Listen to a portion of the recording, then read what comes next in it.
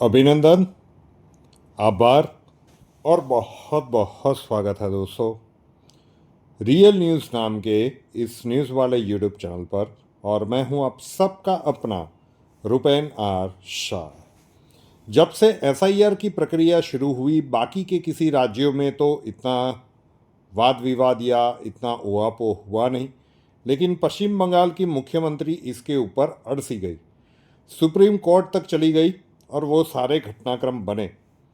लेकिन अब जब चुनाव सिर पे है तो बंगाल में चुनाव आयोग ने अपना एक ब्रह्मास्त्र चला दिया है, या फिर वो अमोघ शस्त्र चला दिया है कि टीएमसी और ममता बनर्जी बहुत बड़ी मुश्किल में आ चुकी है।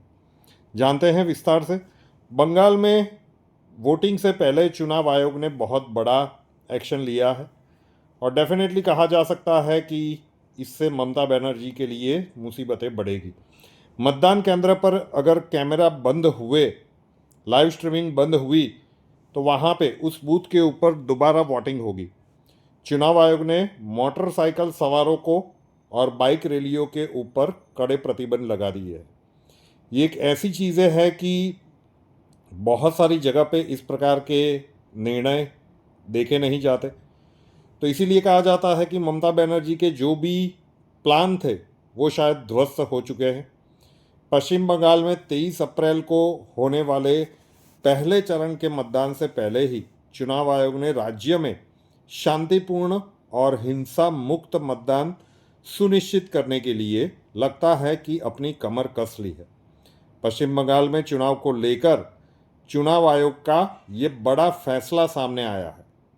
हर किसी को चौंका रहा है ये। चुनाव आयोग का ये कहना है कि किसी भी मतदान केंद्र पर लाइव स्ट्रीमिंग के दौरान अगर कैमरा बंद हुआ तो उस बूथ के ऊपर वोटिंग दोबारा होगी। ऐसे ये आरोप लगते रहे हैं कि टीएमसी के लोग धांधली करते समय पोलिंग बूथ पर लगे कैमरे को बंद करवा देते हैं। और सच में अगर ऐसा होता है तो ये चुनाव आयोग का मास्टर स्ट्रोक होगा, क्योंकि चुनाव आयोग ने फैसला ले लिया है कि जिस भी पोलिंग बूथ पर लूट होता है उस लूट में सीधे तौर पर एक सिंबॉलिक देखा जाता है कि वहाँ पे कैमरा बंद होता है। तो अब जिस भी बूथ के ऊपर लाइव स्ट्रीमिंग रुका या कैमरा बंद हुआ तो वहाँ पे फिर से वोटिंग होगी।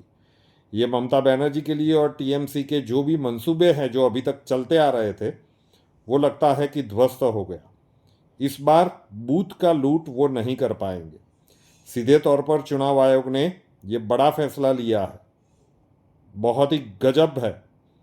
आज तक ये कभी भी देखा नहीं गया कि लाइव स्ट्रीमिंग बंद हुई, जितने बूथ के ऊपर उतने बूथ के ऊपर फिर से वोटिंग होगी।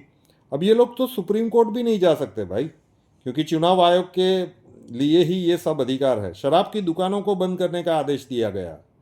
मोटरसाइकिल सवार और बाइक रैलियों को लेकर भी कड़े प्रतिबंध लगा दिए गए हैं। अब ऐसा क्यों? तो भाई आज से प्रचार खत्म हो गया तो शराब की बिक्री बंद। 48 घंटे पहले से, मतलब 2 दिन पहले से लेकर के मतदान के दिन तक ये शराब की बिक्री बंद होगी। और बाइक रैली के ऊपर भी पूर्णतः रोक आज से ही लग जाएगी। मतदान के 2 दिन पहले से किसी भी प्रकार के राजनीतिक या निजी बाइक रैली निकालने की अनुमति नहीं होगी।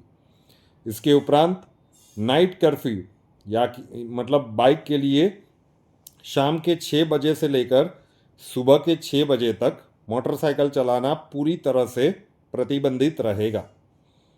हाँ, मेडिकल कोई इमरजेंसी है या फिर कोई अन्य पारिवारिक आपातकालीन स्थितियां हैं तो उसमें छूट दी गई है। इसके अलावा पिलियन राइडर, मतलब बाइक के पीछे जो बैठते हैं, उनके ऊपर भी पाबंदी है।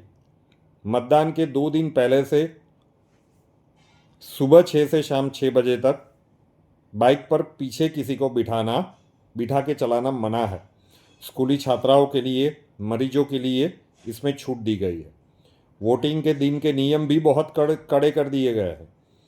जहां पर मतदान सुबह 6 बजे से शाम 6 बजे तक केवल परिवार के सदस्यों के साथ वोट डालने के लिए ही आप बाइक का उपयोग कर पाएंगे। मेडिकल सेवाओं के लिए भी बाइक के पीछे बैठने की अनुमति मिल चुकी है।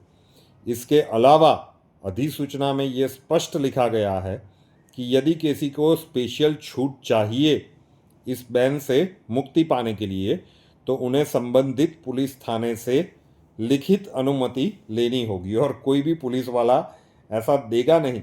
जिला प्रशासन और पुलिसों को इन नियमों का सख्ती से लागू करने का आदेश दिया गया है। कुल मिलाकर ये कह सकते हैं कि ये जो चुनाव आयोग के लास्ट टाइम मतलब आखिरी समय के डंडे चले हैं, तो पश्चिम बंगाल में हमें सबको पता है कि पिछले विधानसभा चुनाव में क्या हुआ, ग्राम पंचायत चुनाव में क्या हुआ, लोकसभा चुनाव में क्या हुआ, और उसके बाद जहाँ जहाँ पे भी बीजेपी के जो भी थे सपोर्टर्स, उनके साथ किस प्रकार की स्थितियाँ निर्मित हुई। लेकिन पहली बार चुनाव आयोग ने बंगाल में कुछ ऐसा बड़ा एक्शन ले लिया है ठीक चुनाव के पहले चरण से पहले कि इसे ममता बनर्जी और टीएमसी के लिए किसी सदमे से कम नहीं माना जा सकता।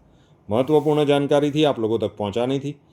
वीडियो अच्छा लगे तो वीडियो को लाइक कीजिएगा और शेयर कीजिएगा। रियल न्यूज़ नाम के इस न्यूज़ चैनल को अभी तक सब्सक्राइब नहीं किया है तो कर लीजिए, साथ वाला बेल आइकॉन दबा दीजिए और उसके बाद 3 ऑप्शंस आएंगे, ऑल के ऊपर क्लिक कर दीजिए ताकि हर नए वीडियो की नोटिफिकेशन आपको सबसे पहले मिलती रहे।